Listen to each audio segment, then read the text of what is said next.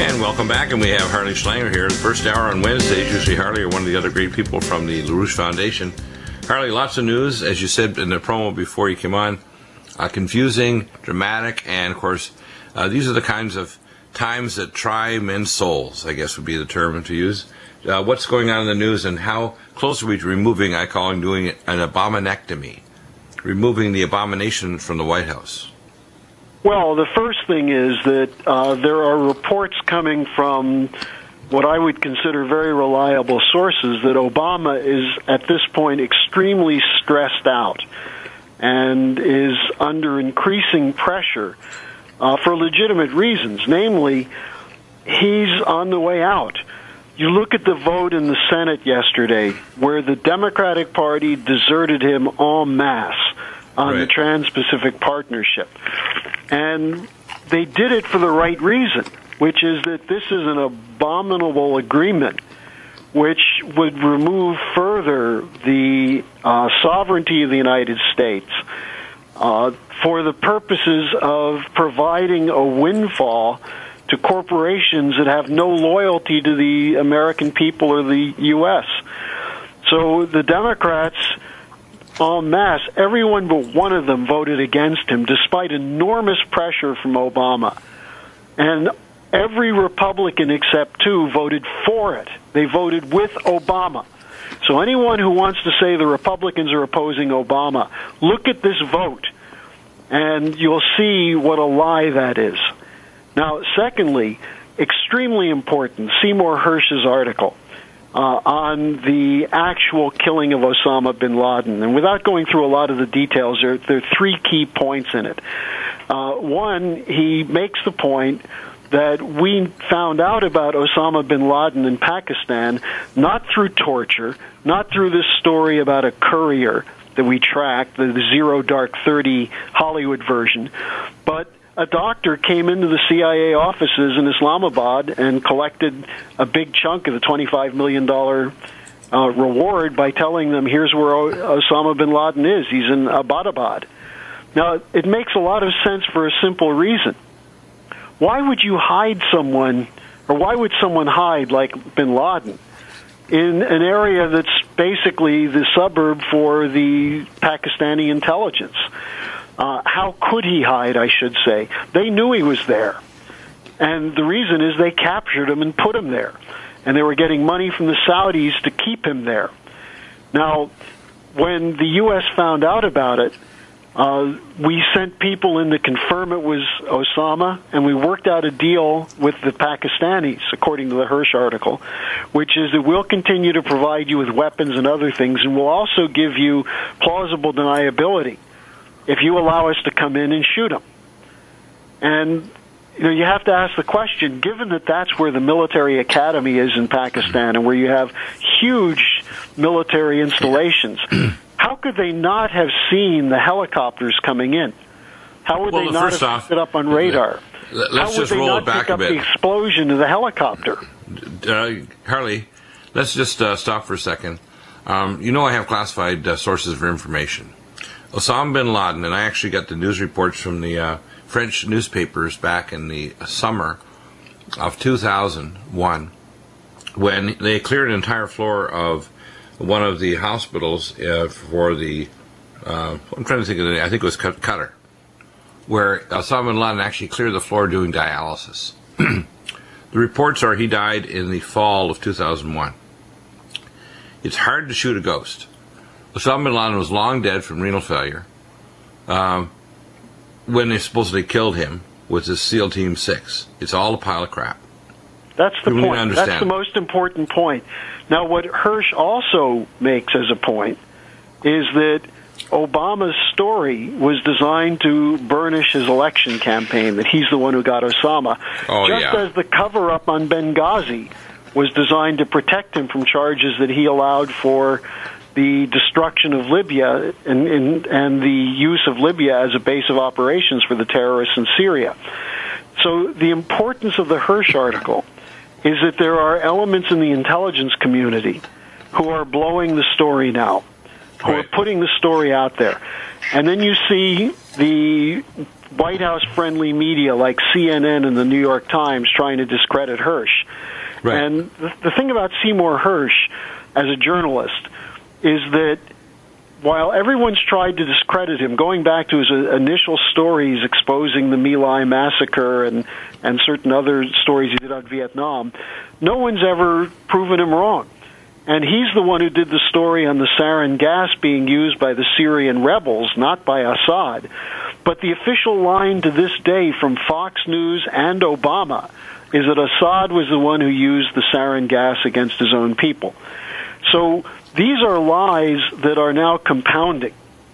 Now, the third... he sticks to the script. He's told by his handlers to stick to the script. And it doesn't matter if other people come out in the news, even the regular news media, and say, Obama, that's a lie, it's proven not true.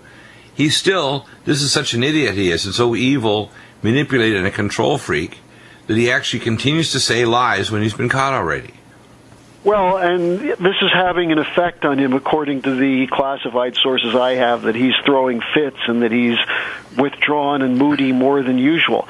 Now, the third reason for that, besides the TPP vote and the Hersh article, is what happened last weekend in Moscow, where the supposedly isolated Vladimir Putin had a march in Moscow which included the elements of the Indian Army, the Chinese Army. There were 35 nations that were there at the event, the Victory in Europe Day, and in spite of Obama's pressure on our allies in Europe not to go, the French foreign minister was there, the German foreign minister was there, Merkel showed up the next day, the Greek president was there, most of the Mogherini, the EU foreign minister, was there. Why did they go there? Because to not honor the sacrifices, not just of the Russians, but of the Americans and the French and others in defeating fascism, is an insult to these nations. Right. And Obama put pressure on countries not to participate in this. Right. And so he's seen as someone who is doing what? He's essentially defending fascism, as he's doing in Ukraine. What you've said a very important point here. If it wasn't for the Russian sacrifice on the Eastern Front, Adolf Hitler would be in power. And it was only because his doctor medicated the heck out of him. He had weapon systems that if they deployed them at the right time, the British would have been defeated and the American Navy. My father-in-law actually was in the Merchant Navy in the Second World War, and he told me the U-boats followed them right all the way to Newfoundland and to the Gulf of Mexico. They were all over the place. Most people don't realize how many... It would have been too late without what the Russians did on the Eastern Front. Exactly. If it wasn't for the Russians doing that, and for every American... For every American that died, there were 10 Russians that died on the Eastern Front. 10. And people don't understand that. They don't understand that if it wasn't for the Russian sacrifice, Adolf Hitler would be ruling the world right now. It's 26 million Russians died and 420,000 Americans were killed in the war. Right. And I think that there were 20 million Chinese who died. People forget that the Japanese were pretty brutal. And the important thing about this is that Russia was not saying, give us the recognition. The Russians are saying, let's come together and realize the benefits of the victory of fascism with the new BRICS policy. And I know we're going to a break, but there's some extremely important developments around the BRICS this weekend. Well, the thing is, they either have, and we want a rational BRICS. What I'm worried about is that they want to get rid of cash, which they're talking about now. And they want to have the bankers still in control with a new deal with the BRICS nations that furthers their scheme to control the world economy. And they better watch it, the BRICS nations, they don't get pulled into something very, very malicious, very nasty. Well, I don't think that's going to happen. I think they know that these things are out there. Right. That's good. I hope they're aware, because this snake, the serpentine twisting of the bankers can easily wrap around their neck. I never underestimate the power of evil. I mean, the reason why Obama's starting to implode is because he's ticked off his master and savior, Satan. Satan's not happy with his work. He's got a big, fat F for fail. Not doing good there. Nothing worse for your health and your hair color than ticking off Satan if you're a minion. Harley, those articles are amazing. I like the titles. I'm just going to run through them again. Senate Democrats show down Obama's TPP Fast Track Authority. Great. We talked about that. Seymour Hersh screws Obama, Saudis on bin Laden murder. It's hard to kill a ghost. I'll tell you, bullets go right through them. And then think strategically, think scientifically. Let's get into that topic. Well, let me come back to that because I just want to finish a couple points on the importance of the Hirsch article, which is that we had some discussions today with people in the committees in the House and the Senate, and the consensus is that Hirsch's article is credible. The Obama cover story is not. The Obama cover story, as you remember, fell apart almost immediately, and they had to keep changing it. But one of the most extreme examples is that it is the case that the initial White House cover story, which was confirmed by a former head of the Pakistani Secret Service, he confirmed this with Seymour Hersh, is that the U.S. was going to go in and kill bin Laden or whoever is in the house and get rid of the body, and then a week later report that he was actually killed by a drone strike in the mountains between Pakistan and Afghanistan to provide cover for the Pakistani head of ISI who worked with us, as well as to make it seem as though it was neither Afghanistan or Pakistan that participated in this. Now, the fact that a helicopter blew up in that compound, or crashed and had to be blown up in the compound in Abbottabad, meant they could no longer keep to the fiction of the drone attack. But there were reports that were set to be released that some reporters had seen that there was a drone attack that killed bin Laden. Oh, really? So the cover stories fell apart right at the beginning, but the media just let them go because they wanted to believe Obama, and this became the big narrative of the campaign. You remember, Obama's big story was, I got Osama, and I had nothing to do with what happened in Benghazi. Now you see that these two events were completely linked, and they're linked to the phony war on terror, which is just a war of extermination of people in the Middle East, but also at the same time an excuse to provide the basis of a national security police state in the United States. Now, very significantly, there will be an effort by Democrats and Republicans to shoot down the renewal of the Patriot Act. Ron Wyden, the Democrat from Oregon, and Rand Paul, the Republican from Kentucky, have said they're going to defeat this bill because this bill is a violation of the Constitution on, I think they said, 6 grounds. So, exactly. This will then affect the Benghazi report. The 28-page report on the Saudi role in 9/11 is also, there are new revelations set to go on that. So all the lies that have gone into the post-9/11 police state are, it's like a fabric where you have one thread, then another thread, and pretty soon there are 20 threads that are coming unraveled, and soon there's no more fabric left. Well, you know what time it is. You know what time it is? It's time for another false flag.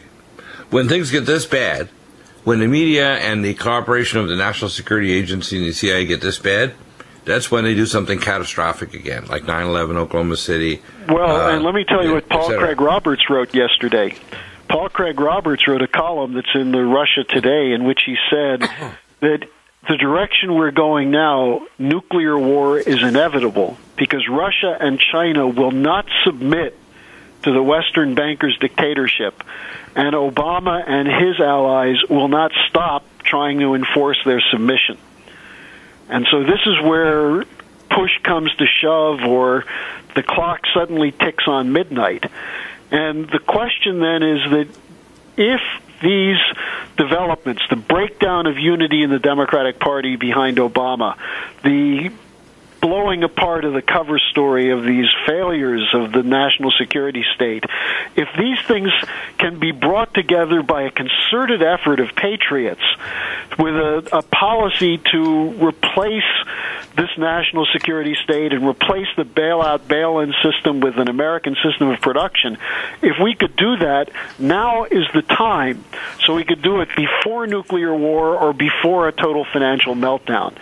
And that's why people have to stop being spectators and stop waiting for the Republicans to ride in on a white horse. It's really going to be a citizen's action that's required.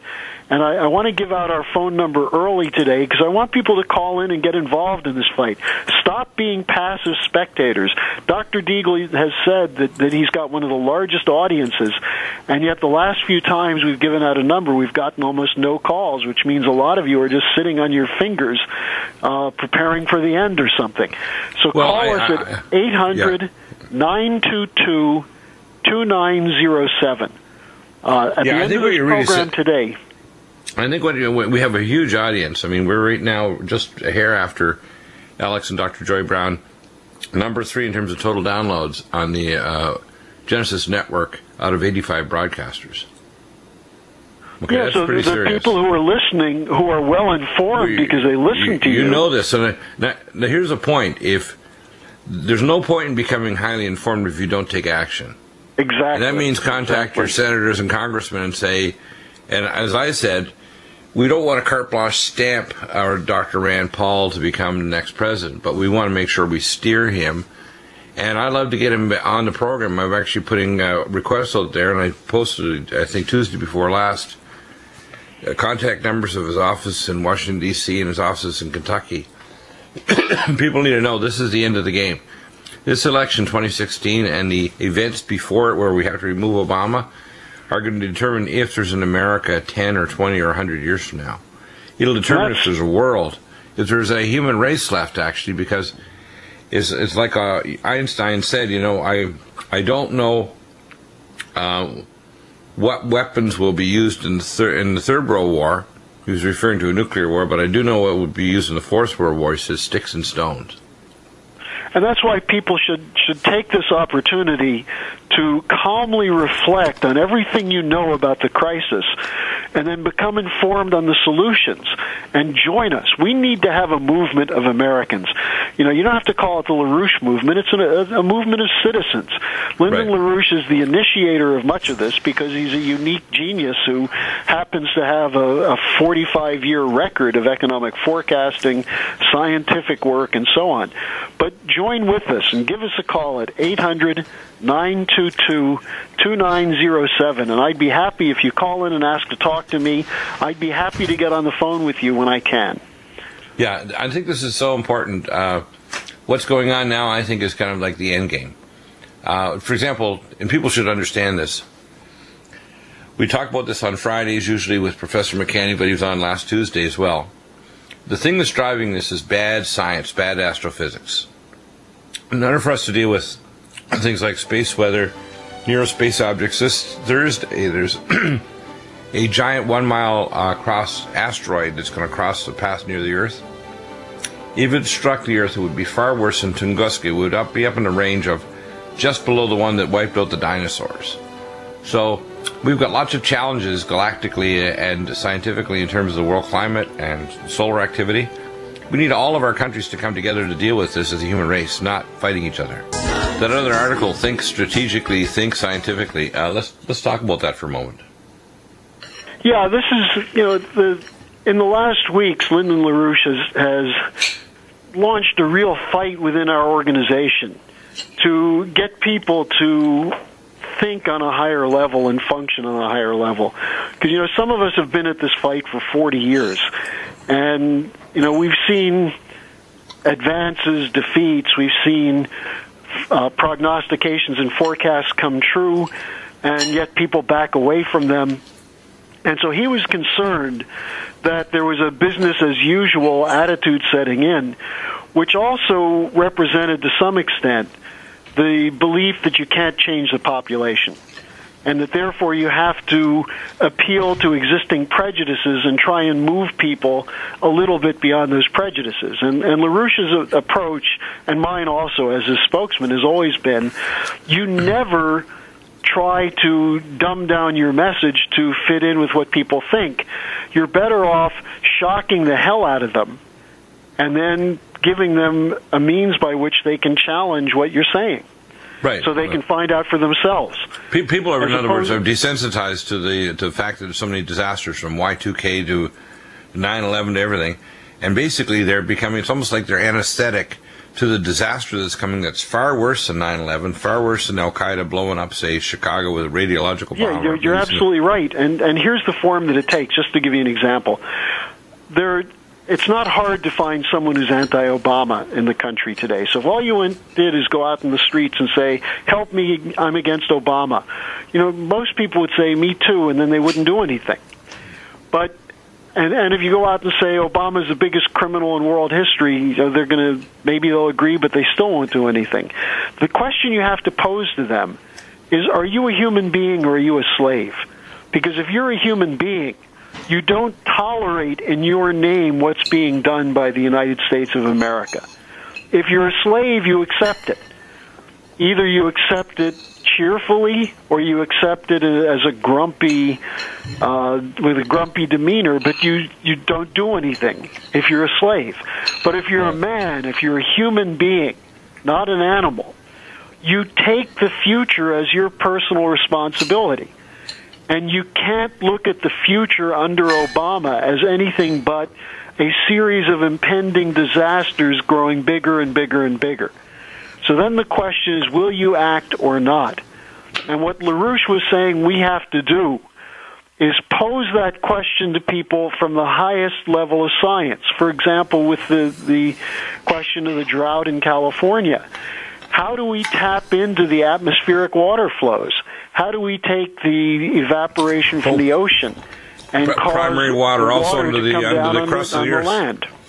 We have primary water also. We have multiple sources of water, but you don't see any concrete things. And also, we have to face the fact there's even a congressional office for geoengineering the world climate. These people are fiddling with something they don't understand, and their supercomputer model has drivers that are missing. That's the problem. We have idiots. And then the other side, which is the acceptance of the line that there's man-made climate change, which a lot of people have a hard time agreeing with, but they act as though there's nothing you can do about it. That's the new narrative.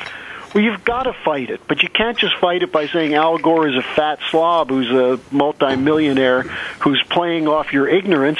You've got to go out and understand. Well, we already have that. We've had experts on from that have analyzed East Anglia University and the United Nations, and specifically tried to skew data and so on. It's obvious that they have an agenda. What they've done, and I was an environmentalist before I went into medicine. I was one of the charter members that started Greenpeace over 40-some years ago. So I know this. I was doing oceanography. These people are lying through their teeth, idiots. And there's no validity in the idea. Mount Erebus in one day generates more carbon dioxide than 10,000 of the largest coal-fired generators in the world. Exactly. And the facts are out there. But you see, what we've got to do is we have to get people who start thinking in these galactic terms, that our fate on Earth is being determined by things that are very large forces in the universe, some of which we do know about and some of which we can control. And that's what we have to work on, as opposed to this complete fraud of saying that it's too many people consuming too much that's the cause of our problems. The problem we have is that we have a lot of people and they're not consuming enough. We need to increase the consumption on our planet, and that means we're going to increase CO2. That's not a problem. Plants love CO2. The biosphere needs CO2. And to classify it as a dangerous gas is one of the most dangerous frauds that's ever been perpetrated. And not just dangerous, it's evil. The real issue is not peak carbon dioxide, it's peak CO2, peak oxygen. If you hamper or destroy, which we're doing by poisoning the oceans, the benthic layer of the oceans, which produce 80% of the world's oxygen, especially in the equatorial areas, and you cut down the rainforest in Brazil, which we've done over the last 50 years, we've cut down 50% of it, which produces 20% of the world's oxygen, you can expect to have less oxygen. And then if you increase industry, you're going to consume oxygen. If they just burnt all the fuel, and we talked about this with Professor McCanny, all the fuel, all the petrochemicals just in Venezuela, nowhere else in the world, all at once, the world would have no oxygen. Every living thing, every animal on Earth would die. And we're already seeing a drop in world oxygen, which means the ozone layer is going to get thinner because it's dependent on oxygen, ultraviolet light, and a magnetic field that's reducing by 5% per year, per decade. So 5% per decade is serious. The ultraviolet light from the sun is also increasing. In the last 23 years, we've had a shift from 23% of the ultraviolet light being ultraviolet B or higher energy, C and D. Now it's over 73%. So we have toxic sun, a decrease in the ozone layer, increased cosmic background and X-ray radiation getting to ground, and we have the global government already operating to geoengineer the climate, which they don't know what they're doing, and they're amplifying the drought in Sao Paulo, Brazil, which now is in catastrophe. They're not going to have problems. They're in the midst of an absolute catastrophe of the largest city in the southern hemisphere. No, this is really important, because you have at the same time an attack on the government of Brazil coming from Wall Street and the City of London to try and overthrow Dilma Rousseff, who they tried to defeat in the last election and couldn't. They're using the drought now to try and run her out of office. Why? Because she's with the BRICS. Well, they're causing the drought. That's why they're doing the droughts here in California and the southwestern states of the United States on purpose. It's not by chance. They're amplifying a problem which they started off by killing the loop current and the Macondo drill site in the Gulf of Mexico some years ago. And now they have a blocking high in the North Pacific that actually is blocking movement of air systems from Japan, because those air systems are already poisoning the waters.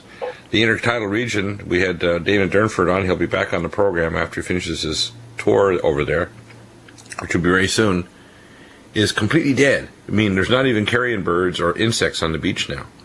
The orca whales, there's no babies, so they don't sing anymore. There are no salmon run, no smelt run. It's gone. We're not talking about maybe Armageddon style, the plagues of Egypt. It's going to happen maybe, and this will be catastrophic and biblical. It has happened.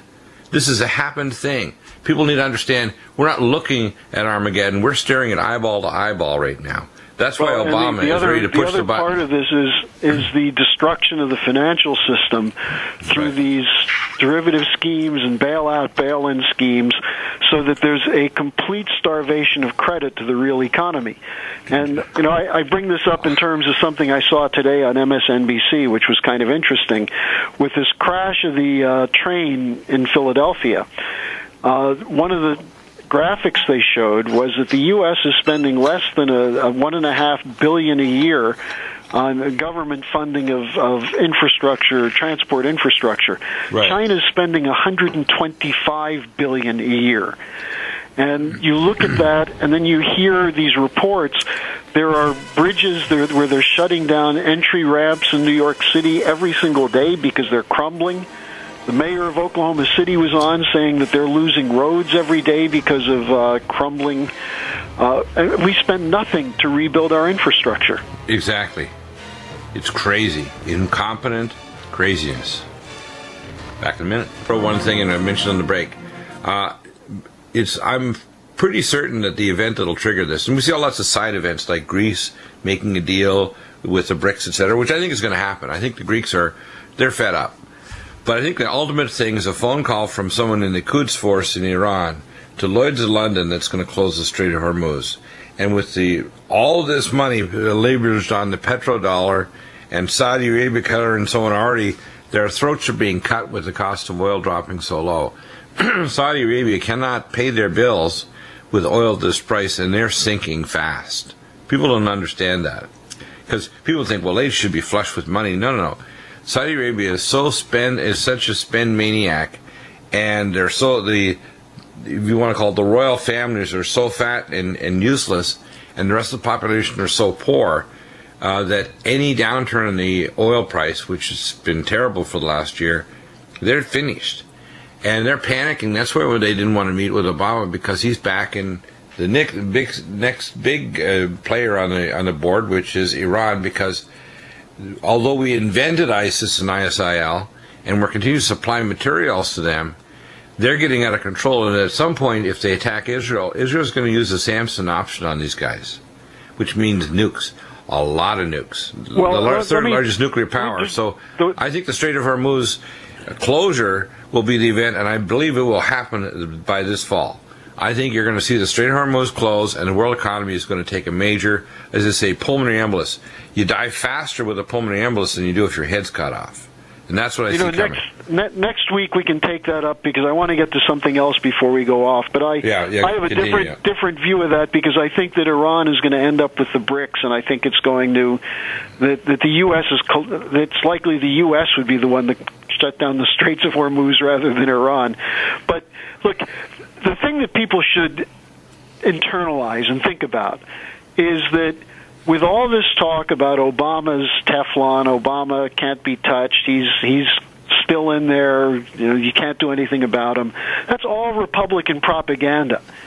Right. The truth is that Obama has never been more vulnerable. And the fact that Elizabeth Warren, who's basically a Harvard professor, she's not this big heavyweight in politics, was able to pick up on what LaRouche has done to identify Wall Street as the enemy of this country. And Elizabeth Warren picked up on that. She's clever. I don't think she's the greatest person in the world, but she's very clever. She picked up on it. She organized a revolt in the Democratic Party, which led to the fact that all but one Democratic senator voted against a bill, the fast track on the Trans-Pacific Partnership, that Obama said he has to have. He said, this is my legacy. You have to stay with me.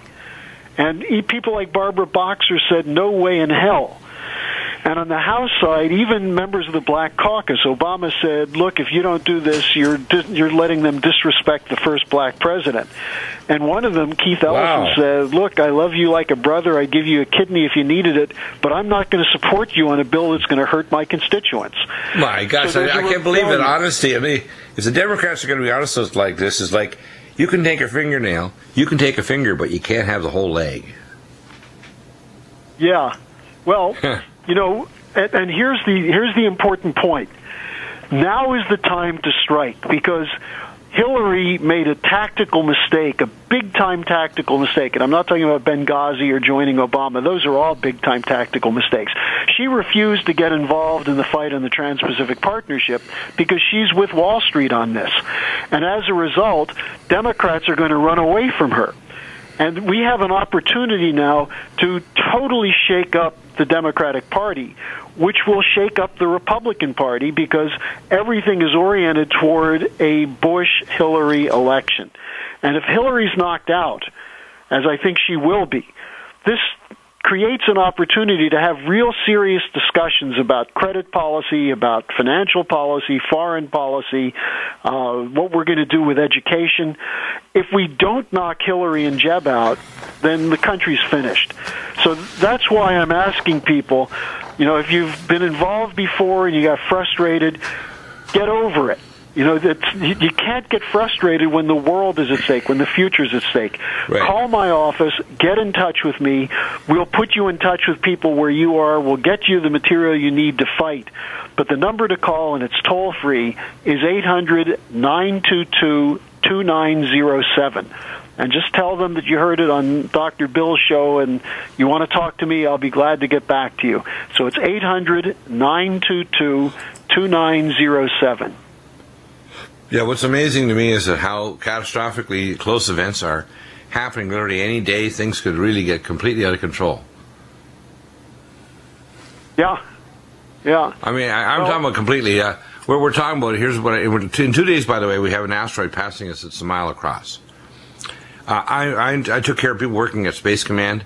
It's like the economic side. People don't understand we have an economic asteroid that's not going to pass, but there's a good chance of impact, which means if the European community unwinds, if the Strait of Hormuz closes, if the war in the Middle East gets out of control, which it already is, I think, with the Houthi rebels and the Saudi Arabians, this is going to, the economy, I believe we're at the end of what's called a Shemitah cycle, and we're actually at the end of 7 Shemitah cycles, which means we're approaching a Jubilee year, which is a year of reset and judgment in Hebrew law. What is going to happen is I believe that we're at this point where by this fall, if we don't start correcting this, and I mean starting to remove Obama, stopping and helping to support the Democrats and Republicans who want to stop the TPP and the Transatlantic Partnership by contacting you, Harley, it's over. We really are. It really is over. I mean, there won't be in America, there won't even be a place for a human being. The good part of that is that as more people are starting to figure that out, we do have a chance to put together a movement that can have some muscle, even if it doesn't have huge numbers, because the ideas are what's important. This is when LaRouche says, think scientifically, think strategically. Exactly. He's making a point, which is great ideas have a way of winning out even when they don't have large numbers behind them. Well, look at I call it the Coke ideas. effect. I call it the aspartame effect. Right now, Coke is removing aspartame and going to Splenda, which is still toxic, but not nearly as bad as aspartame. And he's doing it because the information we've been pounding and pounding away to the public, the truth about how dangerous aspartame is, you at LaRouche are constantly presenting the evidence of how dangerous the aspartame of Obama is on the world economy and the brain of the world and the future of humanity. And people are starting to get it. It's like, yeah, I don't think I'm going to have any more Obama Coke with aspartame anymore. I want to call LaRouche now. Yeah. So that number is 800-922-2907. 800-922-2907. If you haven't called before, we need to get this election. We need both parties to start getting real. So then we have a real election, not a selection. We need to crush Wall Street. That's what we need. We need to take the power away from these arrogant bastards who think they can trade paper in our name and make billions off us, and then when they lose, we'll bail them out. That's not the American way. I recently argued with somebody, young, who told me they didn't think it was that the Federal Reserve was bad, or that the bankers did all the wars since the Napoleonic Wars. And I'm thinking, that's the crap you're being taught in university, which is why university is pretty damn useless. It fills your head with things to make you think you're wise and smart when you're actually being trained to be a trained monkey and idiot. That's the problem. And unfortunately, that's the case with whether it's law, medicine, history, geopolitics, sociology. Most of university stuff is just crap. And that's why on our show here, it's continuing education for adults, but it's also education for homeschoolers. People listen to this program, and they get tested on it to see, did you comprehend that? Because you're not going to hear this in a university class at, say, UCSD here in San Diego, or University of San Marcos, or Davis, or UC Irvine. You're not going to hear it. What you're going to hear is a blather that's going to tell you that the corporate and transnational media that are in control are always looking out for you. They're your mama. They're not your mama. They're not your babysitter. It's Satan trying to determine if you're good for a recipe to boil you alive in your skin. And that's what's going to happen. Our economy is going to crash. People are going to be, rising in the streets because the power grid's not and the infrastructure is not being fixed. We have a CME or a cyber attack. Why do we even have the potential for those things, especially with our so-called potential enemies, or just even from space? You know why? Because we're incompetent. And it's because you out there in the public are quiet. You're acting like a slave, and you're going to let your masters destroy you and your children's future and your future of your entire posterity if you don't wake up and smell the coffee. This is not a rehearsal. This is the big show. This is it. You don't call. Don't complain when your skin's on fire and you're dying. Don't complain when there's no food. Yeah, well, I'm going to riot act because I tell you, I'm getting ticked off about how many listen and how few act. If you don't act, don't complain when things are really bad. Just take it. Okay? Yeah. Just take it. 800-922-2907. Harley, we'll see you next week. Take care. And back in hour 2, hour 3, Jonathan Gray from